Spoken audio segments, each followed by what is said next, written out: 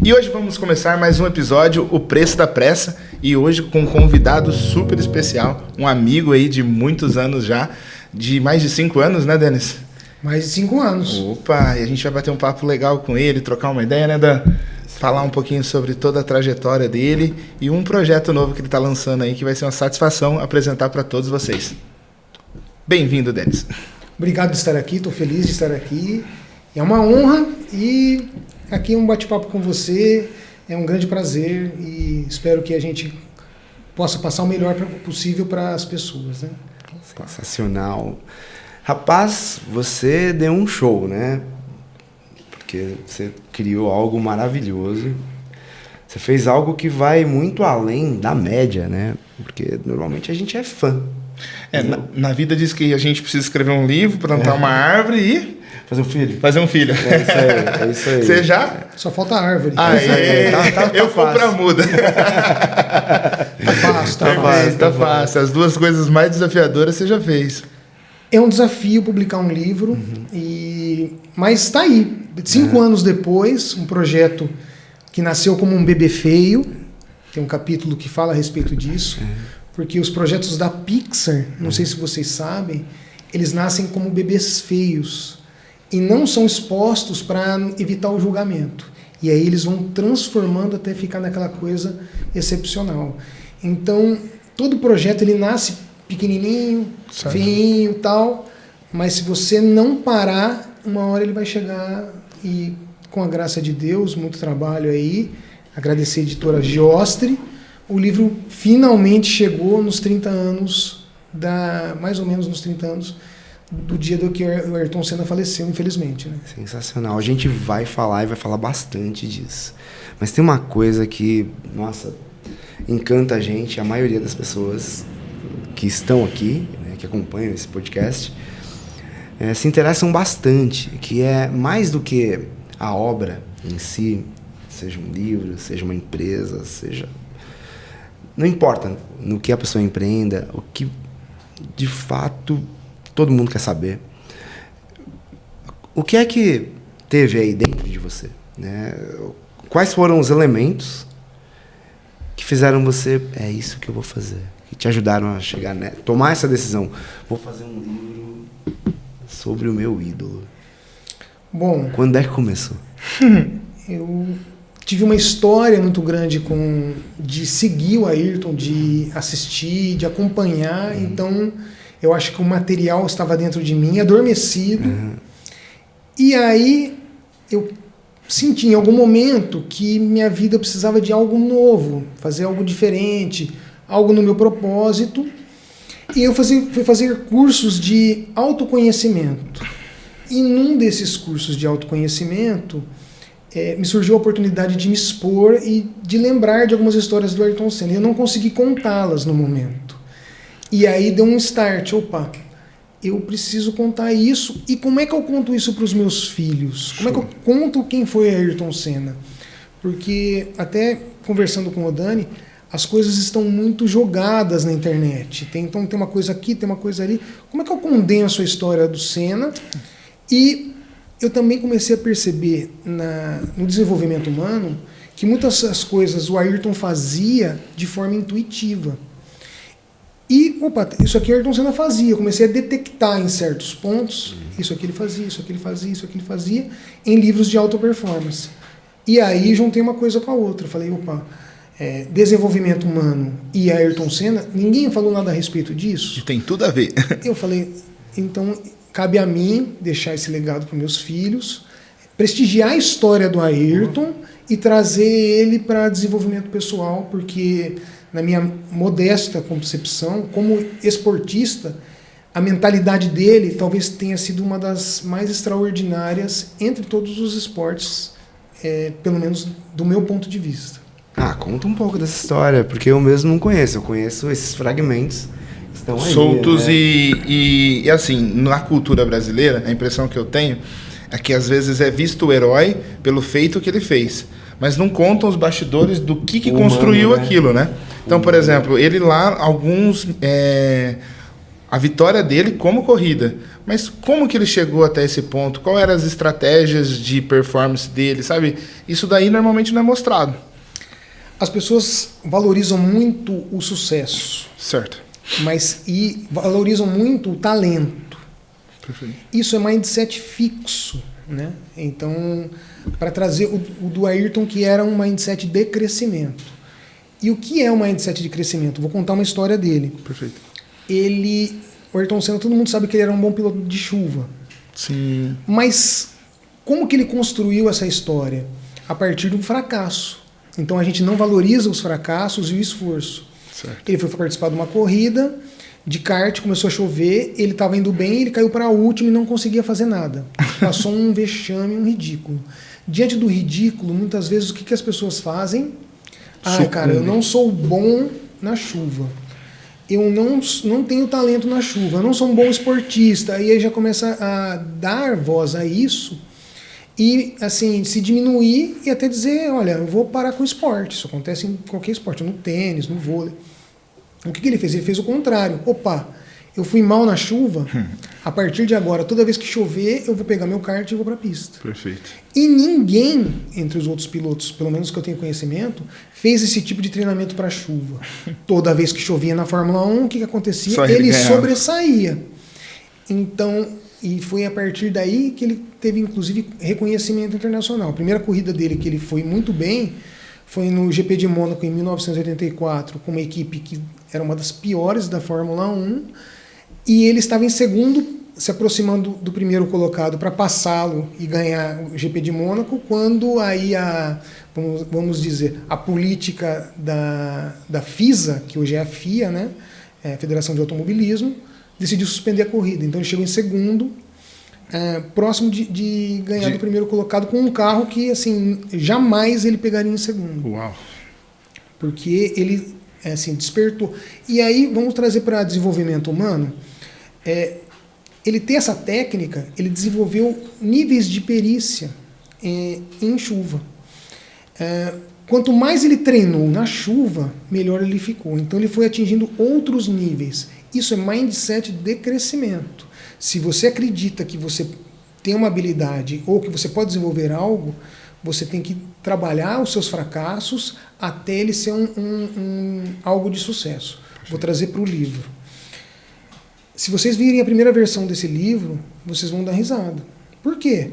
Porque era algo, assim, que não tinha nenhum nível de perícia em cima dele. Aí eu fui atrás de comprar outros livros, de trazer, de revisar, até que ele chegou aqui. Hoje parece uma obra pronta, o Denis tem talento e tal, mas é um processo de muito esforço e muito desenvolvimento. Quanto tempo?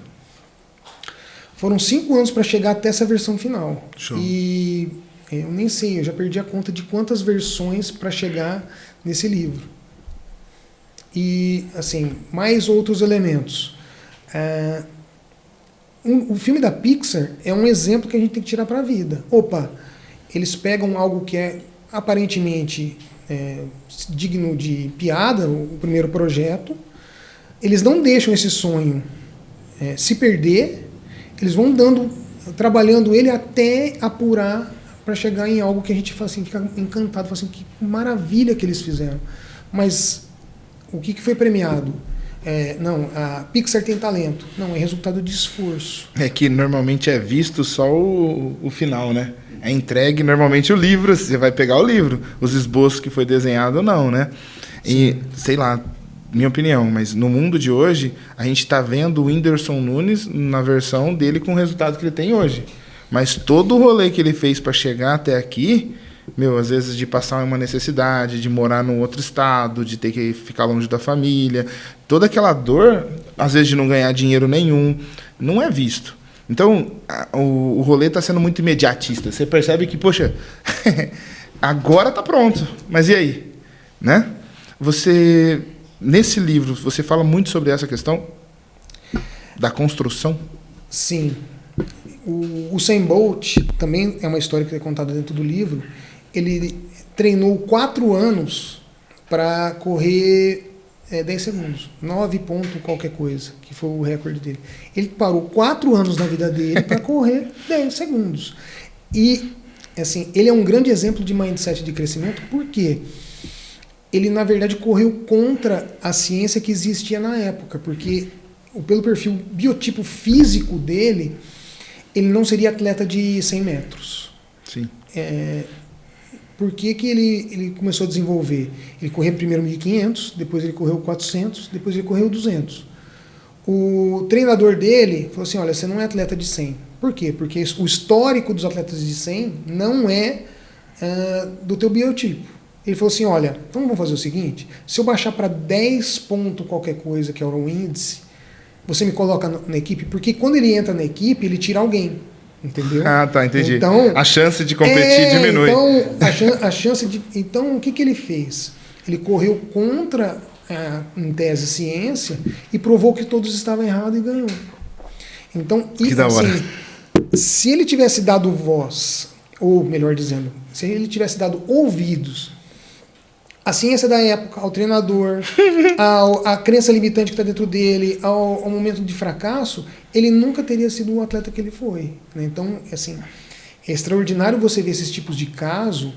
O Ayrton Senna era um caso de, vamos dizer assim, condução em condições extremas. Ganhou uma corrida, as últimas 7 voltas, com apenas uma marcha. Eu me recordo de assistir o Grande Prêmio na TV e depois o VT, que em uma das voltas ele fez um tempo próximo do segundo colocado, que percebeu que ele estava com problema e começou a andar. Foi ali que ele ganhou a corrida, porque quando ele deu uma volta muito parecida, com a marcha só, ele fez algo inimaginável. Tudo bem que quando ele chegou na linha de chegada, ele desabou, né? Não conseguiu descer do carro, estava com problemas físicos, mas ele foi no limite dele, porque ele falou assim, não, essa vitória é minha, e Deus me deu e tal, tem todo... não sei se vocês já chegaram a ver o vídeo, né? Não. Foi Deus que me deu essa vitória, porque ele estava com espasmos musculares, demorou 40 minutos para ele ir até o pódio. Caramba! Então, assim, foi bem legal. Aquela imagem que ele faz uma força, ele tenta levantar o troféu uma vez, não consegue, alguém vai ajudar, ele tira e ele mesmo com as 2 mãos ele consegue levantar. Essa ideia, né? Eu imagino que a mentalidade vencedora parece que tem a ver com eliminar distrações. Quando você vê qualquer atleta de alto rendimento, eu tenho essa felicidade de ter contato diário com grandes atletas, né? E só tem aquilo, não tem outra coisa. Ele fica focado no objetivo só? Eu vejo os atletas lá da academia, né? Ele ganha o campeonato da, sei lá, BJJF, né? Jiu-Jitsu, European Jiu-Jitsu, ou o ADCC. Ele só ganha no sábado. Na segunda-feira ela está na academia. Ela só não foi no domingo porque não estava aberto. No dia seguinte, então não é o pódio, o troféu é maravilhoso, mas não é por isso que ele vive. Ele vive pelo desenvolvimento constante. O Usain Bolt. Se eu chegar nesse número aqui, nessa velocidade, eu posso entrar e aí acaba tudo. Perfeito. Tanto que tem um tipo de estresse para atleta, né? Que é quando ele termina ali a Olimpíada, dá uma espécie de tristeza muito grande, porque ele passou os últimos 4, 5, 6 anos para aquela prova e agora. Né? Deve dar uma sensação de tirar o chão se a pessoa não continuar de novo, né? Não imaginaram isso? É mesmo, né? Porque, tipo, imagina, foi 4 anos para 11 segundos. Aí no outro dia de manhã, e aí? Mais 4 anos? Porque... Tem que ter muito... Mas ele quer o desenvolvimento, não é nem o pódio, será que eu consigo meio segundo? Então, pensou? É diferente, hein? Os diferenciais de performance, você tem que ter esse tipo de percepção, e eu falo que o Ayrton Senna, ele era muito detalhista, e esse é um dos princípios do livro, de olhar todas as variáveis. Eu me recordo, eu morei na Itália em 1991, dos jornalistas da época, falando assim, o Ayrton foi na beira dos boxes olhar para o céu. Ele olhava para o céu para ver se entrava alguma nuvem na frente do Sol, porque ia baixar a temperatura em meio segundo, meio grau, 1 grau. E aí ele pegava o carro e ia dar uma diferença de 0,3, 0,2 para ele fazer a volta. Coisa que nenhum outro piloto fazia, de ter essa percepção do momento certo para entrar e fazer a pole. É um nível de absurdo. É um nível de refinamento absurdo. Como é que ele começa? Como é que é a história dele? Porque é isso, você falou, e todos nós sabemos que são os fragmentos. Como é que começa a história dele?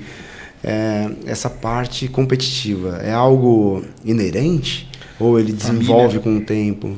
A família viu nele um talento de uma habilidade, eu não lembro qual a idade, sei lá, 5, 7 anos, dele conseguir dirigir um trator ou um Jeep lá da família na fazenda.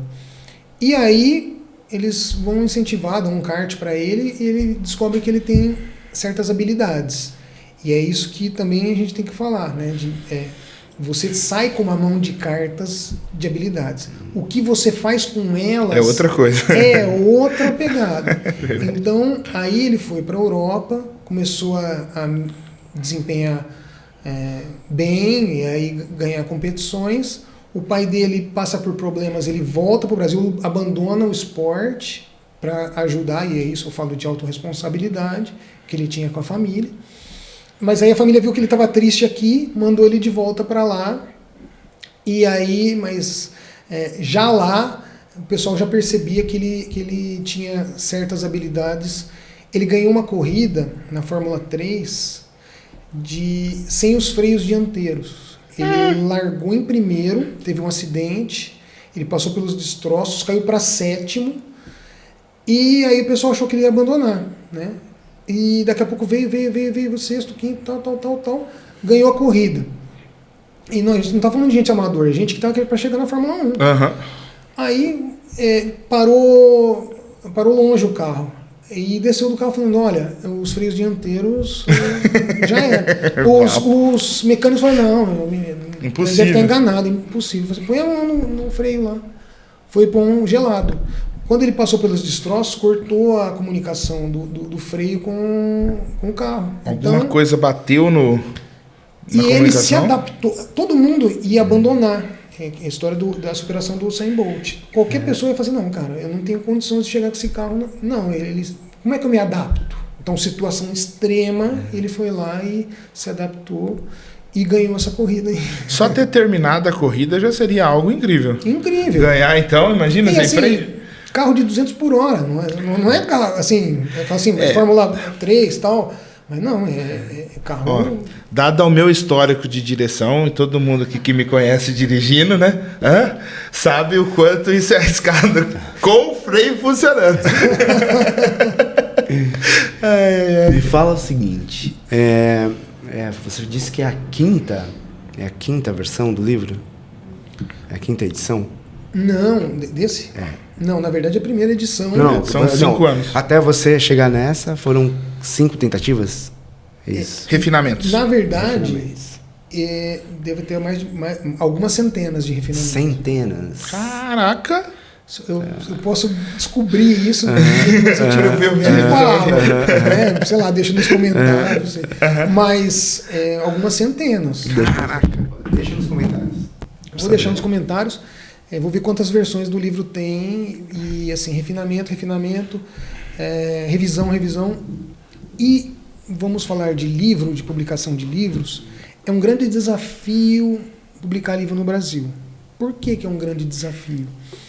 Porque não se tem a cultura de ler muito, infelizmente. Me parece que são 92% ou 94% dos brasileiros, no ano passado, não adquiriram um livro. É muita gente, né? É muita gente, e a gente não constrói um hábito da pessoa expandir a mentalidade, de pensar diferente, de adquirir novos conhecimentos, se autoconhecer e, assim, melhorar como pessoa, como indivíduo. Então, para você chegar no mercado de trabalho, eu passei por várias editoras até chegar nessa. E, assim, gratidão ao Alex da Geostra, que acreditou no nosso trabalho. Perfeito. e assim, fez um trabalho primoroso de deixar no estado da arte que está aí. Perfeito. Sim, Refinamento total. Refinamento. você aprendeu e o que você indica para alguém que quer escrever um livro? Por onde ela tem que começar? Por onde ela tem que começar, não. Quais são os passos? Iniciar o projeto até finalizar, com centenas de possibilidades e tentativas. O que você aprendeu? Eu diria assim, primeira coisa, tem que ser algo que esteja dentro dela que, quando ela pensar em desistir, não desista. Então tem que ser algo forte, para quando a coisa ficar difícil, você não voltar atrás, não se sabotar, não ficar com aquela coisa mental de uma crença limitante de eu não tenho capacidade, ou isso não vai dar certo, ninguém vai querer ler.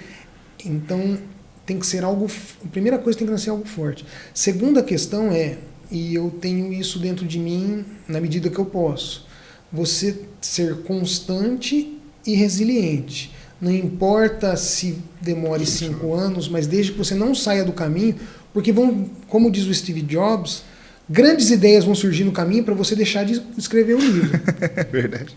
Mas assim, mas essa é uma ideia boa também, é uma ideia legal para você, então escreva, coloque energia nisso e vai até o fim. Se você quem para no meio do caminho não chega a lugar nenhum. Então, enquanto eu não visse ele materializado na minha frente, eu lembrei de uma história. Eu, para acreditar em dados momentos, peguei uma versão daquelas antigas que estava, não dá para mostrar nem para mãe. Fui numa gráfica, falei assim, olha, montei uma capa no Canva, não sei direito, montei uma capa lá, falei assim, imprime para mim, materializa, e eu queria sentir e olhar para isso, para saber que ele viria. Eu tenho até, acho que uma versão lá, escondida em algum lugar lá, tomando pó, mas por quê? Para exatamente eu sentir e não desistir, né? Para ser uma âncora para você. E assim, não fala para muita gente, mas eu tenho que esconder, não. Fala para quem torce para você. Sim, perfeito. Né? A não ser que a pessoa fale assim, olha, eu vou fazer uma revisão crítica para te ajudar. Legal. Show, cara. O feedback também é um princípio do livro. O feedback não é para a gente se ofender e não é para ofender ninguém, né? Ou não deveria ser. Né? É aprimorar. Nem de um lado nem de outro. É para você ver onde você está e não ter uma imagem equivocada de si mesmo, né? Nem superestimando, nem subestimando. E, a partir do que eu tenho aqui, como eu ajusto a rota para chegar no lugar certo. Então é nesse sentido que eu diria para quem está querendo começar aí. Não desiste não, é difícil, mas não desiste. Qual é a parte mais difícil? O que é muito difícil nesse processo? É porque no mundo de hoje, pelo menos no Brasil, as editoras não dão tantas oportunidades de você ser ouvido do projeto que você tem. E então, assim, precisa de aporte de investimento financeiro, se você quiser publicar. Tem editoras que, assim, com o maior respeito do mundo, mas estão mais preocupados em angariar fundos do que dar a divulgação, então precisa ter certa cautela, né? Senão você bota dinheiro num lugar que não volta. Né? E então, alguém que acredite no seu projeto de forma séria e que você possa dar fundo. Existem formas de subsidiar isso, né? Você pode... crowdfunding, alguns concursos, tem que tentar bater em várias portas até... Eu bati em várias, até chegar em alguém que falou assim, não, gostei muito do seu trabalho, o Ayrton merece esse prestígio e vamos juntos. Perfeito, legal. Caramba, eu não sabia, eu não tenho a menor ideia como é esse processo, porque para mim era ter um livro, quero investir, e a pessoa, a editora, cuidaria da produção ali e da divulgação. Não sabia que tinha esse gap. Essa dificuldade para conseguir passar, né? Pensei que era mais... Eu ainda fico pensando, tipo, de 94% da população que não comprou um livro nenhum, os 6% que compraram, a grande maioria desses 6% comprou para tirar uma foto, postar na internet que comprou e nunca vai ler esses livros. É uma doideira muito grande. Eu acredito que o valor sendo aumentado e produzido da forma correta, por exemplo, você fez o lançamento do livro. Agora, quanto mais você fala sobre isso, quanto mais você falar sobre o livro, quanto mais você divulgar ele, mais vontade dá para a pessoa ler ele, né? Eu acredito. Esse é o meu intuito. Legal. De fazer a divulgação. Vou até dizer uma coisa. Se quiser começar a leitura, pode começar por ele. Perfeito. Assim, tirando o meu lado pessoal, Uhum. eu procurei sintetizar várias teorias de vários livros Nele. Então, Perfeito. cada capítulo, o capítulo 1 você vai tratar da Carol Dweck, que é o livro Mindset, a nova psicologia do sucesso. E assim vai. Criatividade S.A., Ed Catmull, Jim Collins, Perfeito. Good to Great, agora me fugiu o nome em português.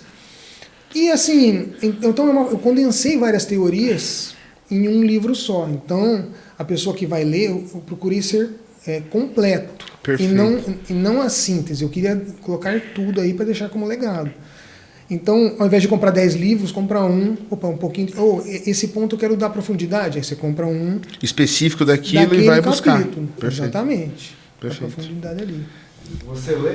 É fácil, é difícil, é mais fácil parar no meio ou nem começa? Divide com a gente nos comentários, porque é um hábito diferente. Pode se colocar raro, né? Porque de 100%, 94% do pessoal comprar um livro é muito raro, né?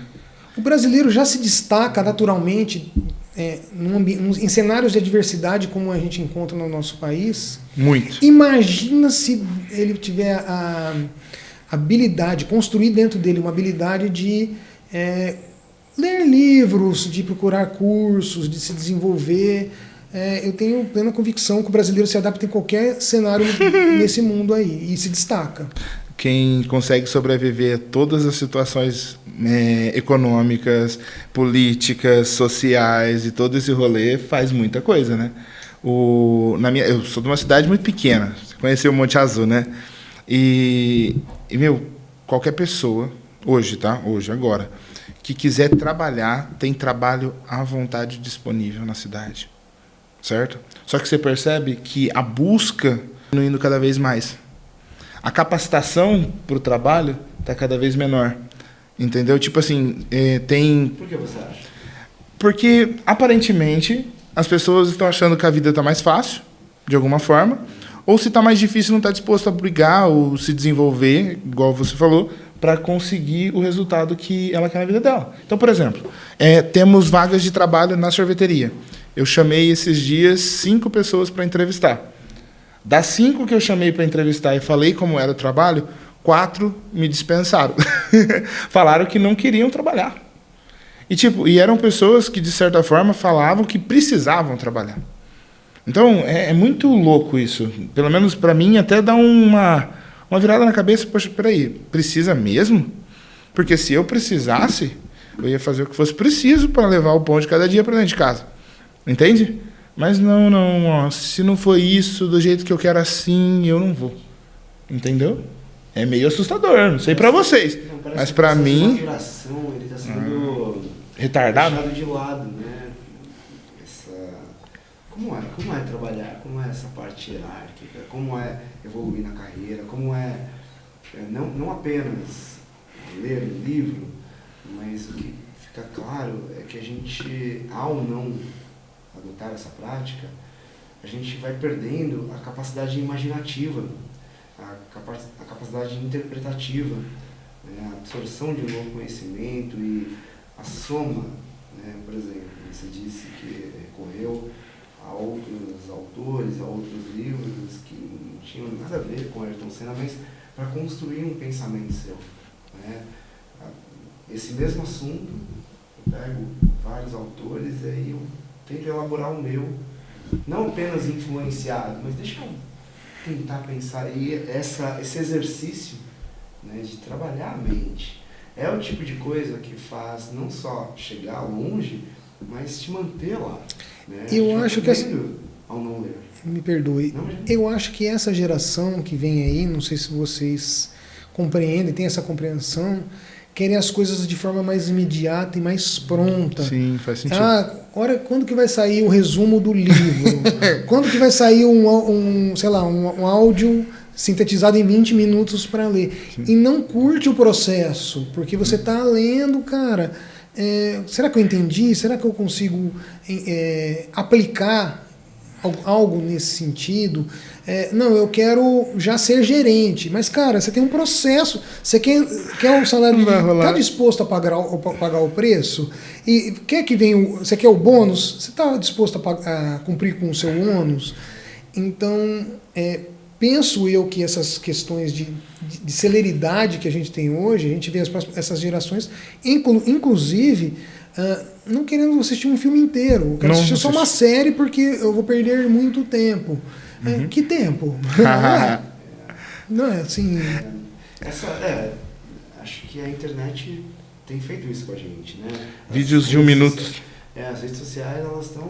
Pega um TikTok, né? Que você consegue limpar teu TikTok para assuntos que você queira, né? Você vai excluindo ali, de repente, está cercado de assuntos que você goste, mas no geral são videozinhos cada vez mais curtos e aí você fica scrollando.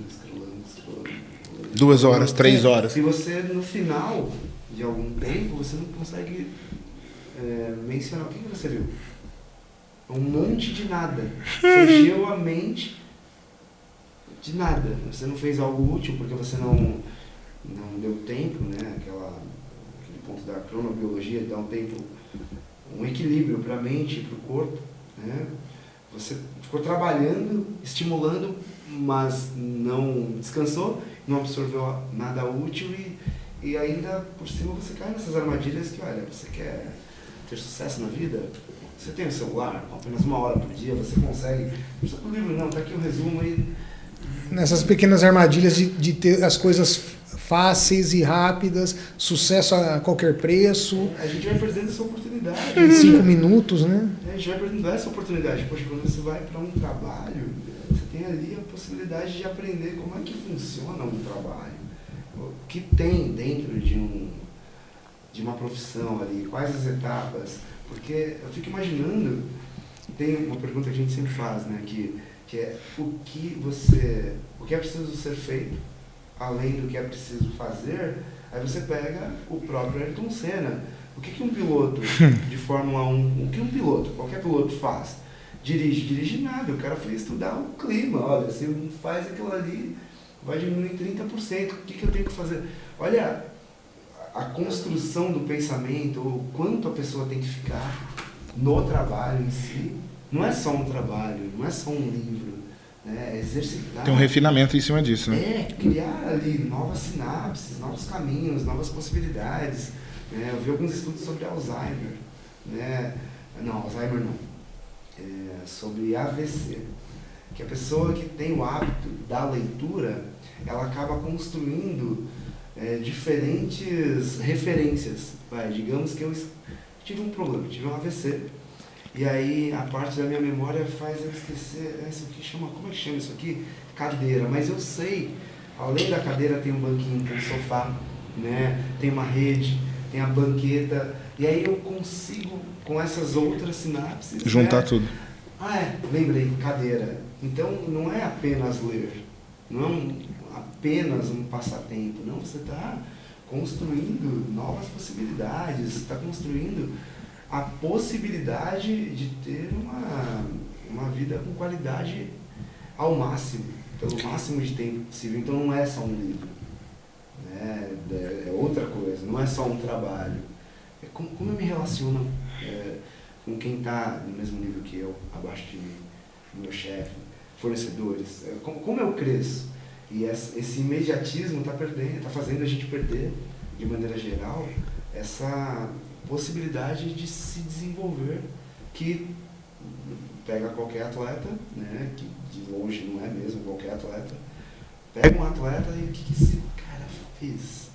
Ele não se distraiu, ele fez isso que você falou, né, você acaba descobrindo que tem muitas coisas que te distraem. Não, mas eu quero isso aqui, eu até posso ver isso aqui depois, mas até eu terminar esse livro aqui, quanto tempo vai demorar? Não importa. Estou aqui no processo, estou aqui construindo.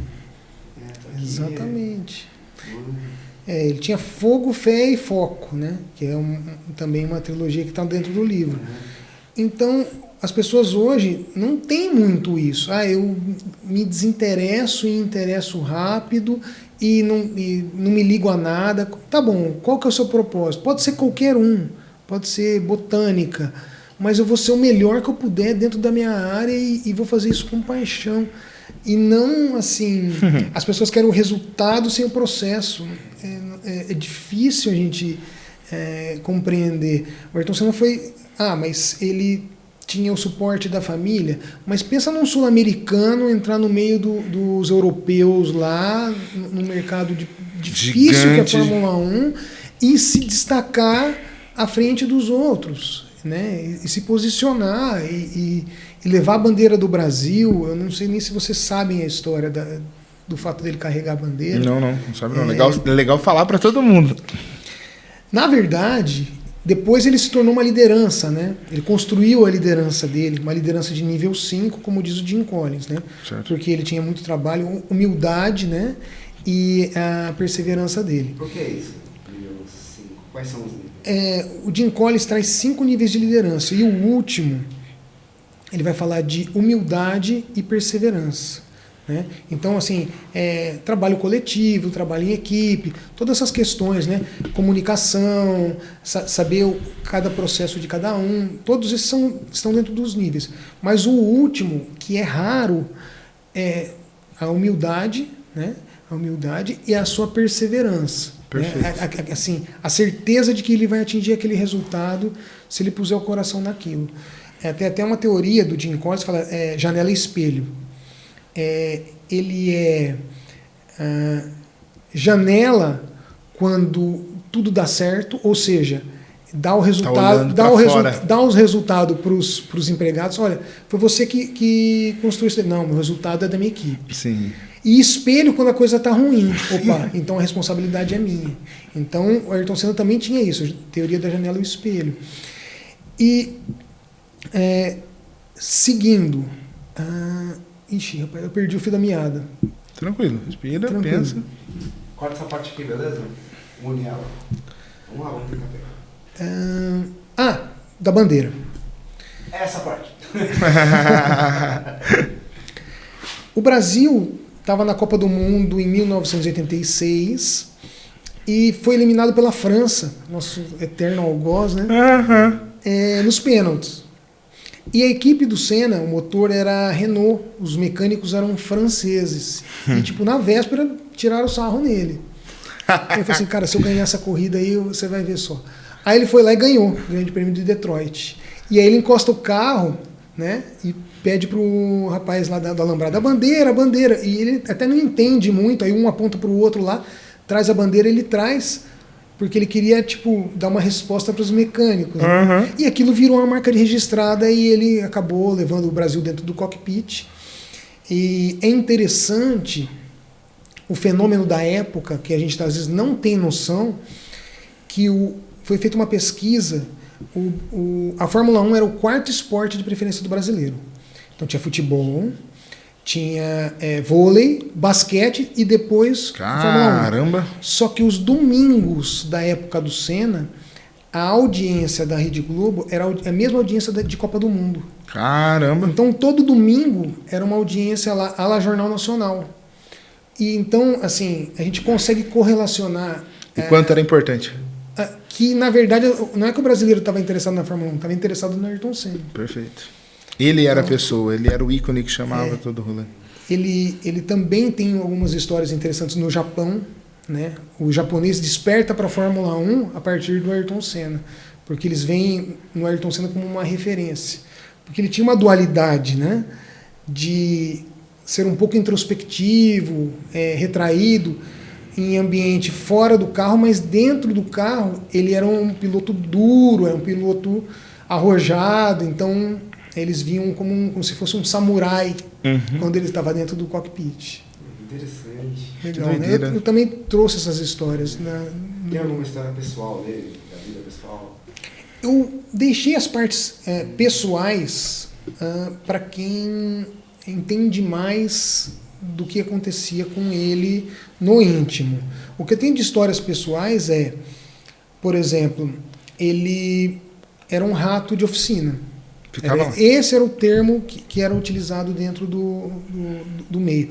Ou seja, ele queria ir junto do mecânico, ele queria saber... Tanto é que tem um episódio que ele fala assim, aquilo que o Ayrton Senna falou, a telemetria registrou, então, da Lotus.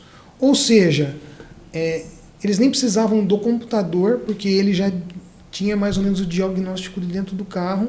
Assim, olha, tá igual. Tanto computador, assim, o nível de acuidade dele. Porque isso me interessa muito, sabe, a parte pessoal, porque o sucesso é o que a gente vê, né? Mas tem alguma coisa para os bastidores, né? O que construiu, né? Por exemplo, esses 4 pretendentes, né? Que tentaram uma vaga ali. Por que eles desistiram? Por que essa única pessoa, o que ela tem a mais? Qual é a motivação? Né? Eu acredito que, pelo que eu estou vendo, pelo contexto e pelas pessoas que eu conheci, a necessidade. Necessidade então, real. Porque você falar que precisa é diferente de você precisar de verdade. Então é muito isso. E uma dessas pessoas que quis, ela trabalha já. Então ela vai primeiro fazer como se fosse um bico, trabalhando e tudo mais, e depois, posteriormente, trabalhar também fixo. Então olha que doideira. Quem já está trabalhando tem um senso de responsabilidade diferente. Também tem uma idade um pouco maior. É um pouco mais velho. Então, os critérios, pelo menos aparentemente, pelo que eu conversei da última vez, foram esses. Então, peraí, a gente como pais mesmo, no geral, como que a gente está criando os nossos filhos? Falando para eles que o mundo é lindo, que é tudo fácil, que conquista de forma fácil? Porque a gente está despreparando os filhos para o futuro. Entende ou não? Esse é o discurso da internet. Esse também é o discurso perigoso da internet, às vezes até das escolas e tudo mais. Poxa, peraí, você pega um filho aí de 16 anos, que nunca trabalhou e não arruma cama dentro de casa. A hora que ele vai para o mercado de trabalho, o mercado de trabalho não vai passar a mão na cabeça dele nem trazer um copo de leite com Nescau. É umas coisas que me assustam um pouco. Entendeu? Poxa, vai chegar lá... eu vi isso aí, tá? Mãe, pega um copo de água para mim. Criança sentada aqui, pede para a mãe pegar um copo de água. A mãe vai lá, pega o copo de água e traz para a criança. Então, o pai faz isso. E eu olho uma atitude como essa, eu lembro que na nossa época era invertido. Era a gente que buscava água para o pai, para a mãe, entendeu? Era a gente que, de certa forma, estava ali, né? Então, o mundo real não é assim. Não vai, na hora que a pessoa for trabalhar numa empresa ou for fazer um negócio, o patrão não vai pegar um copo de água e levar lá para o funcionário. Entende? Pelo contrário, quando a pessoa for trabalhar, ela vai precisar criar, ela vai precisar fazer, ela vai precisar se desenvolver, ela vai precisar ler, ela vai precisar estudar, ela vai precisar se esforçar. É muito perigoso esse contexto de tudo vem mais fácil. Sim. Mas, sei lá. Sim. Eu não concordo. No livro Hábitos Atômicos, ele diz que o mais importante é você ir no dia que você não está indo com muita vontade de ir na academia. Perfeito, faz sentido. Esse é o dia mais importante que você tem que ir. Porque aquele que você está motivado, você já vai. Então, assim, é a atenção que a gente tem que ter. O dia que o nadador não conseguiu a medalha, o dia seguinte de pular na piscina é o dia que ele tem que estar lá. Tem uma história do Kobe Bryant, que ele, num determinado campeonato, no dia seguinte, um dos atletas do time falou assim, eu vou levantar 5 horas da manhã para treinar. Chegou lá, o Kobe estava sentado lá, todo suado, e ele se tocou. Cara, ele já treinou. Eu levantei mais cedo para treinar, o cara já treinou, tá suado, tá descansando. Sim, sim. Então, assim, ter essa percepção de que isso aqui é construído a sangue, suor e foco, meu Perfeito, amigo. Assim, não tem facilidades. A gente fala do super-herói e tal, que já vem com os talentos e tal, mas isso é para DC Comics, Marvel. Se você quer construir alguma coisa, o fácil não tá muito nesse verbo aí, não.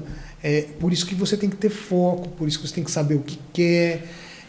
Não tem por corrigir as rotas. Para quê? Ser detalhista.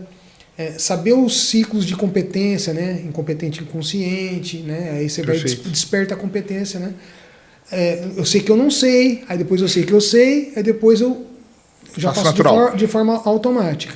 Começa os ciclos de perícia, para aí você começar a construir um resultado. Assim, atletas normalmente têm essa visão, né? Desde que isso seja saudável para eles, né? Você está falando de gente que até sofre, né? Desde que seja mentalmente saudável, ele queira mesmo, ele tenha o tempo de descanso, né? Para ele atingir um estado de fluxo, é difícil, então, se manter no foco, né? Você acha que falta esse tipo de ensinamento nas escolas?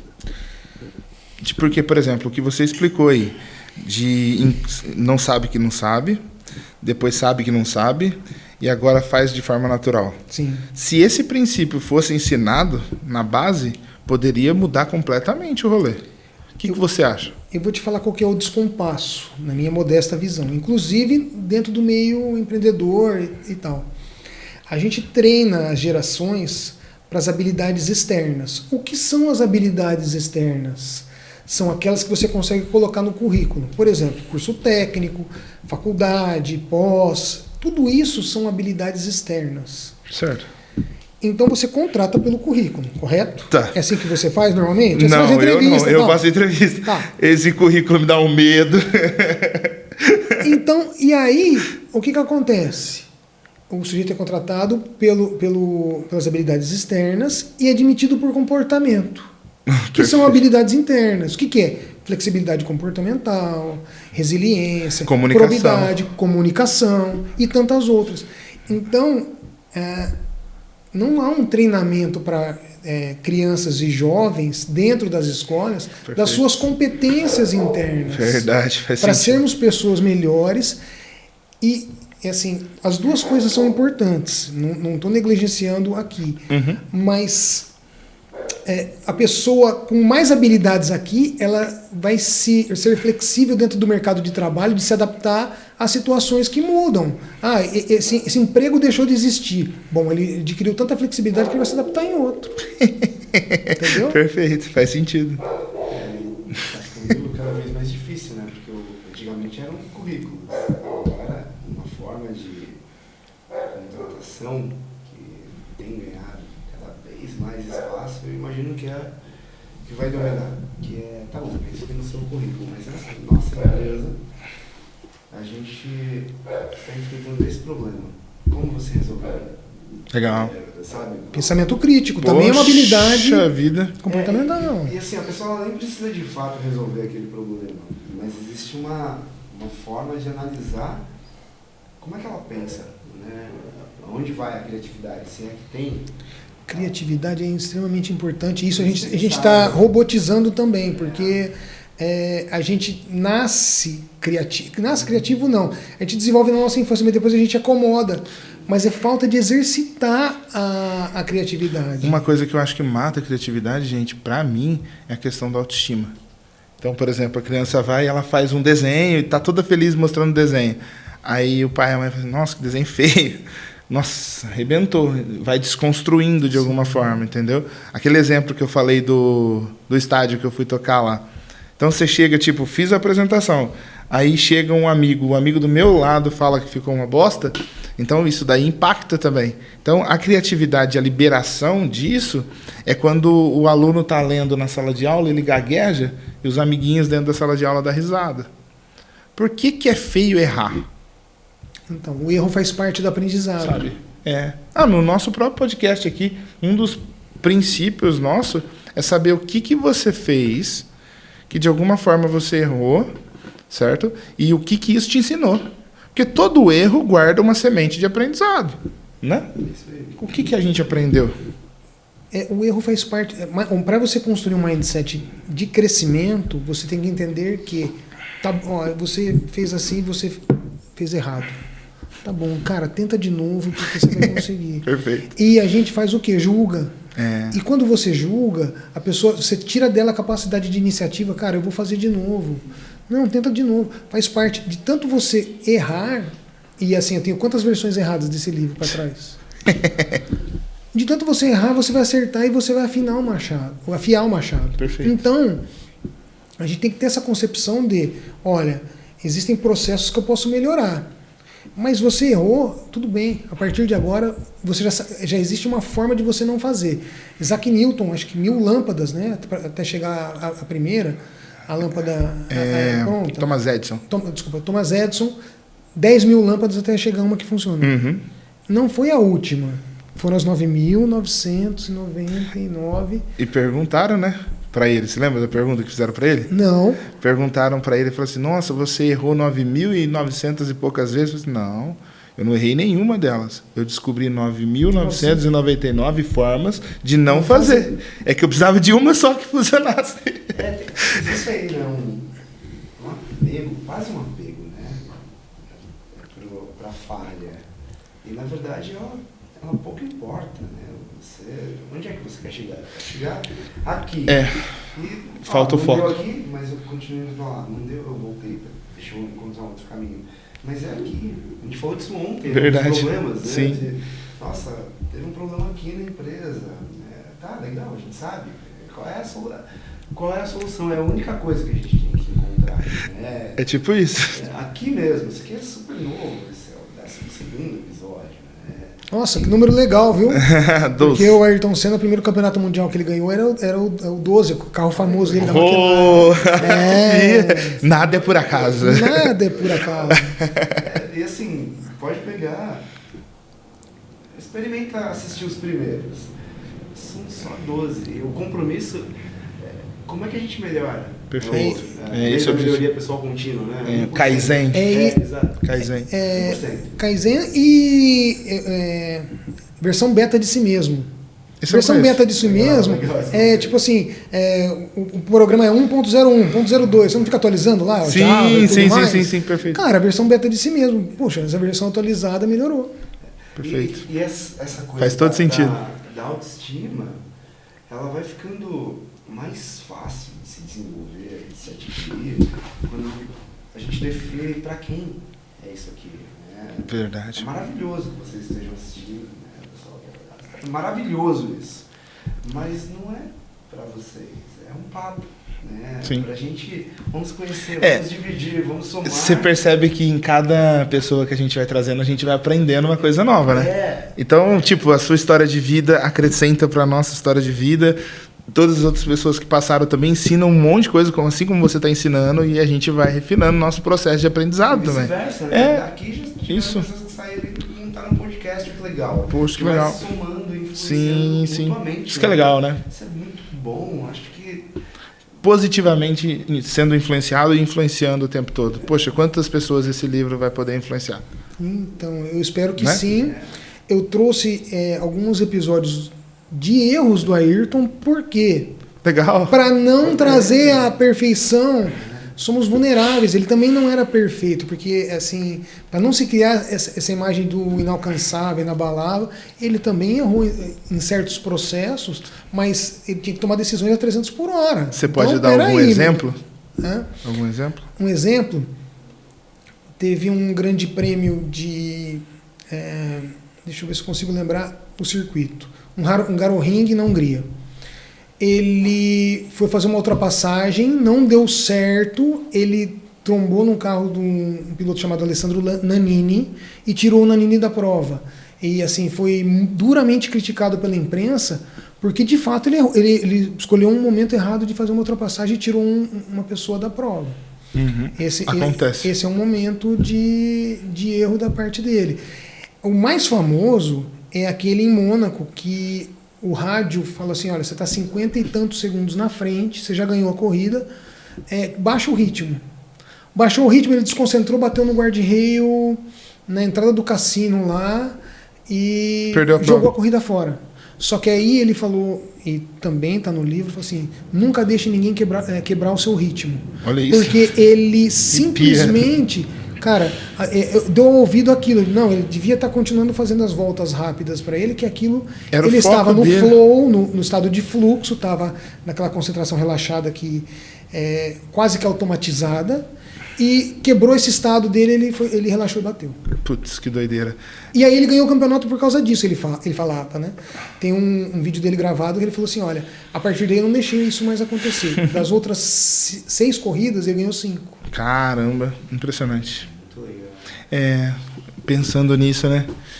Quantas vezes a gente vai fazer alguma coisa e as pessoas têm opiniões sobre o que a gente vai fazer. E essas opiniões que elas dizem, às vezes faz a gente parar. Eu acho que, não sei se já aconteceu com vocês. E normalmente quem dá opinião sobre a gente parar é alguém que a gente ama muito. E não faz isso por mal. Faz isso porque tem medo que a gente se machuque, certo? Mas espera aí, a vida, acertos e erros e acertos, e vai doer um pouquinho mesmo, é normal, faz parte. Agora, você imagina passar todo o tempo e não fazer o que você gosta, não fazer o que você ama fazer por conta dos outros. Aí que viagem, velho. E aí você constrói um crítico interno absurdo. Que fica ecoando na tua mente. A galinha. A franga, a galinha, o peru, o diabinho. Fica esse diálogo interno, também falo disso dentro do livro. Por isso que eu falei que são várias teorias que da hora. Para você silenciar o seu crítico interno, com meditação, ajuda para você baixar o crítico interno e fazer o que tem que fazer. Perfeito. O tenista, não sei se vocês já leram aquele livro, O Jogo Interior do Tênis. Não conheço. Foi aí que nasceu o coach. Não sei se o livro é de 74 ou de 76. Timothy Galloway. Ele começou a reparar que as pessoas, ao jogar o tênis, começavam a falar assim, hoje meu backhand tá ruim.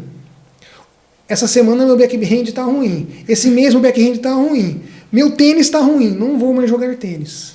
Ou seja, uma construção, dando voz a uma coisa pequena, começou a construir uma autoimagem negativa, destrutiva e tirou a pessoa do tênis. Ele botou um espelho na frente dessa pessoa e falou assim, olha, não fala nada, não pensa em nada e só rebate. Porque ele começou a se perguntar, quem que são essas 2 pessoas aí? Esse cara tá falando com quem? Só rebate. Para ele soltar um pouco o crítico interior e deixar o estado de fluxo rolar. Perfeito. Só rebate. Perfeito. Então, às vezes, Dani, você tem que sentido. silenciar a vizinha, a mãe, o gato, o primo, e o cara que está dentro de você, cara, cala a boca. Todo sentido. Assim, se fosse para ver, em certos momentos a gente se pergunta, cara, será que vai o livro e tal, tal? Que é a hora que você fala assim, não, eu tenho firmeza de propósito, eu vou até o fim. Perfeito. E aí você tem que deixar a coisa fluir um pouco. Você começou dizendo que no começo da tua carreira, da tua vida adulta, uma das coisas que fizeram a diferença para você foi práticas de autoconhecimento. Sim. Né? Por que alguém deve investir nisso? Qual a maior vantagem em empreender em si mesmo? A maior vantagem é você conhecer as suas habilidades e as suas vulnerabilidades. Show. E saber lidar com isso e que tá tudo bem e que tá tudo bem você ser como você é. Seja você mesmo e segue. Então é importante você olhar para si, olha, eu tenho tais características. Eu entro em sofrimento em determinados processos. Eu consigo alinhar melhor as minhas questões com o mundo lá fora. Se está tudo bem internamente, o resto vai andar. Resumindo, bota um espelho. Continua rebatendo. E desde que o espelho não seja nem superestimado e nem subestimado, seja um espelho real. A gente tem dificuldade de ter uma autoavaliação real. Correta, real. É porque ela é cheia de todos os pontos de vista das pessoas que nos rodeiam, né? Então, por exemplo, normalmente quando a gente olha o nosso espelho, a gente olha com o senso crítico de todos os nossos familiares, da nossa sociedade, da nossa religião. De todos esses olhares a gente se olha. E aí a gente vê uma imagem distorcida mesmo, é natural, né? Eu acho que o autoconhecimento, os cursos de desenvolvimento, o coach, até a própria psicologia mesmo, ela faz a gente ir tirando essas camadas, né? E observando esse espelho cada vez mais limpo. Eu gosto muito da ideia de desenvolvimento por isso. É enxergar o espelho cada vez mais limpo. Tem uma frase legal, né, que diz: se a sua compaixão não te envolve, ela é falha. Perfeito, essa frase é incrível. A gente é legal com o pai, com o cônjuge, com os amigos. Se a gente fosse legal com a gente, forma, né, com a gente mesmo. é legal Mesmo. pra puxar a orelha também, cara. Vai lá.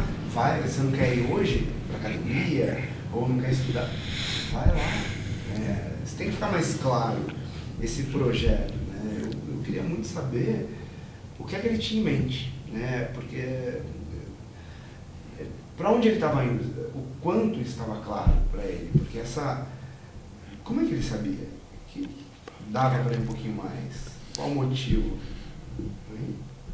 Pode falar. Eu só estava oferecendo Água. Quer água? Não, tá tranquilo. Obrigado, Paty. Para onde ele estava indo, né? Como é que ele sabia que tinha algo? Isso Faz toda a diferença. Isso me encanta muito, sabe? Porque não era a corrida.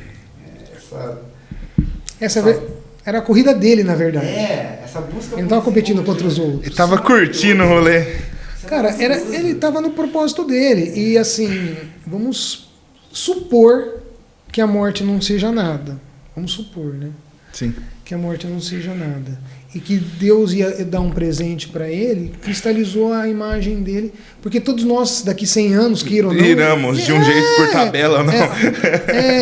Então, esse foi um presente de cristalizar a história dele em determinado momento e servir de inspiração para tanta gente. Sim. No momento que o Brasil precisava. Porque, dessa inspiração. Assim, de 88 a 94, o mundo era um lugar... Hoje está muito desafiador em diversos aspectos, mas também era desafiador naquela época. Principalmente a parte econômica do país, né? Passou pela questão da inflação muito alta, até chegar no plano real. Não é do seu tempo, né? De remarcar preço todo dia. Não é do meu tempo, mas eu escutei o choro de todo mundo desse tempo, né? Então, assim, você pegava o seu salário, Dani, na sexta-feira, se você não fosse no mercado na sexta, na segunda você perdia poder de compra. Nossa, que dó. Então, a pessoa pegava o salário e já ia abastecer na sexta, porque senão já era outro valor. Então você imagina que o giro de negócio, até para os próprios empresários, ele era só no recebimento. Cara, era uma loucura. Fora disso, era só quem recebia diariamente para estar comprando. Olha que viagem. Então, assim, foi um momento desafiador e a gente estava precisando de uma pessoa, de alguém que levantasse a gente não era campeão da Copa do Mundo desde 1970. Caramba. Aí, toda essa questão econômica, o brasileiro e tal, a gente está com a autoestima lá embaixo, ele levantando essa bandeira aí, e justo em 94, quando ele faleceu, veio o tetracampeonato. Uau, que da hora. Então, assim, nada é por acaso. Sim. Existem certas transições na sabedoria desse princípio inteligente que rege tudo, Que vem que para ajudar. mostram pra gente que existe uma sincronicidade total e que nada é por acaso realmente. Cara, que papo Que legal, que da hora, né? Há perguntas. Bora lá. Aquela pergunta? Aquela pergunta. Essa pergunta a gente faz sempre quando a gente vai terminar o programa. E a gente quer saber de você, se você tivesse que deixar uma mensagem gravada em que nenhuma das informações, até o que você escreveu no livro, não fosse existir. Se tivesse uma mensagem para você deixar para os seus filhos, para a humanidade, para quem fosse te ouvir, qual mensagem seria essa? O que é o mais importante para você na sua vida até agora, nesses 40 e alguns que você falou para nós? Quando você se doa, você tira todos os problemas de você.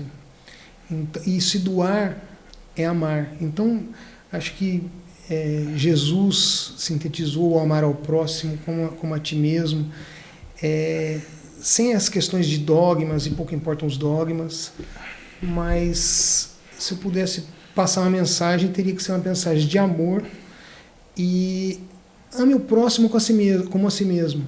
Então você tem que amar o próximo, mas você tem que amar a si mesmo também. Senão então fica o incoerente. autoconhecimento é você se aceitar vulnerabilidades, aceitar que o erro faz parte do aprendizado, aceitar que ninguém é perfeito. Às vezes nas redes sociais as pessoas até parecem, mas eu também já falhei, já errei, não quero passar essa imagem de perfeição e tá tudo bem. Dá para seguir o jogo. Não sei se era isso, mas... com certeza é isso. Sua visão. Muito bom. É isso aí. Simples. gratidão aí pela visita, pelo papo. Eu acho que pra gente foi de grande aprendizado. Espero que para você também tenha sido gostoso. Como diz um amigo nosso lá da nossa cidade, se não for divertido, não faz sentido. Eu gosto sempre de falar que tem que ser leve. Leve. E foi. Curtiu? Foi e curti. Já era. Quem sabe no futuro não vem um 2 ou Amém, outro aí, amém. não tô por Opa, aqui. total, de novo. com certeza. Obrigado por ter produzido isso. E esse é um presente que vai ser autografado para mim. A editora só deu um exemplar pro Denis por enquanto, né? Isso tem que cortar? Tem que cortar, né? Lembra de cortar Não, isso? tô de boa, tô de boa. O lançamento, isso é verdade. Dia 27/4, no Shopping Guatemi, em São José do Rio Preto, das 15 às 18, se eu não me engano, na Livraria Leitura. Estão todos convidados, quem quiser dar uma volta no shopping, levar a família para passear. Show. Aproveita, a gente vai estar lá. E, assim, se eu puder levar a imagem do Senna para quem quiser ouvir, eu sou uma porta, porque eu quero falar muito Show. da história dele. Que legal. Sensacional. Gratidão, meu irmão. Ó, gratidão imensa. E até a próxima. Bem-vindo. Bem-vindo. Obrigado. Até a próxima.